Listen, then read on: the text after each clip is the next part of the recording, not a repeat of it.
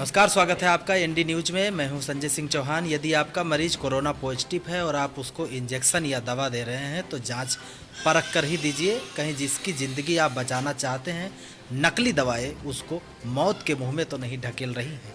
लोग इन दिनों remdesivir injection को रामबाण की तरह इस्तेमाल कर रहे हैं, लेकिन आपके मरीज के जिस्म में जाने वाला रेमडेसिविर इंजेक्शन असली है या नकली, देखिए ये रिपोर्ट।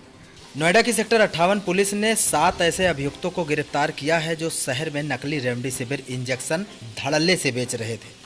यह शख्स अस्पताल के बाहर घूमते रहते थे और जैसे ही रेमडेसिविर इंजेक्शन का कोई ज़रूरतमंद नज़र आता था या उनसे संपर्क करते थे और तकरीबन 40 से 45 हज़ार रुपये के बीच नकली इंजेक्शन ग्राहकों को देकर निकल जाते थे।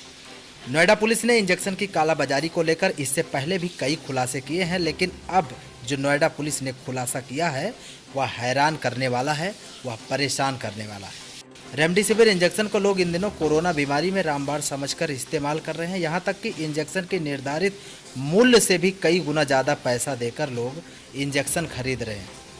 लेकिन यदि आपके मरीज के शरीर में रेमडेसिविर की जगह पर कोई और इंजेक्शन जा रहा है तो वह घातक भी हो सकता है। अब आपको बता देते हैं कि पकड़े गए ये शख्स नकली रेमडेसिविर इंजेक्शन बनाते कैसे थे। मेरोपेनिम इंजेक्शन का जेनेरिक इंजेक्शन जो निमोनिया बीमारी के काम में आता है, इसके अलावा अन्य कई सस्ते इंजेक्शन बाज़ारों से खरीद कर ये लोग लाते थे और फिर उसका लेबल उतार कर रेमडेसिविर इंजेक्शन का लेबल लगा दिया करते थे।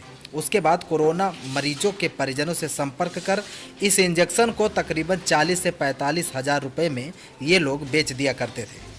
पकड़े गए कई अभियुक्त नामी अस्पतालों में काम करते थे, तो वहां से भी ये लोग मरीजों का डेटा निकाल लिया करते थे और उसके बाद उनसे संपर्क करके इंजेक्शन बेच दिया करते थे।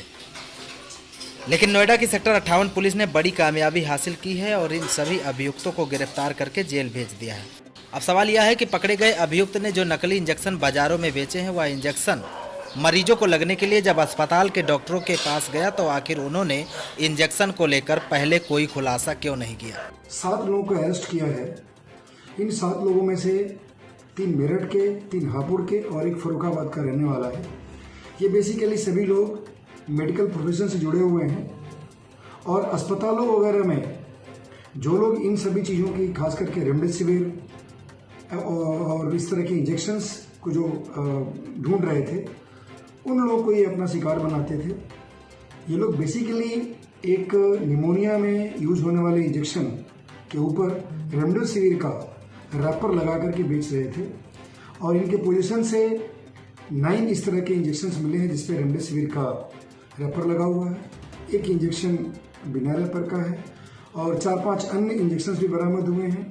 इसके लिए ये सातों चूँकि मेडिकल से जुड़े हुए थे, तो वहाँ अस्पतालों के इर्द गिर्द जाकर अपना परिचय देकर के लोगों को अपना शिकार बनाते थे। इन लोगों के पोजीशन से 140 रेमडेसिविर का रैपर भी बरामद हुआ है और वो भी व्यक्ति अरेस्ट हुआ है जिस व्यक्ति ने इस रैपर को बनाने का काम किया है।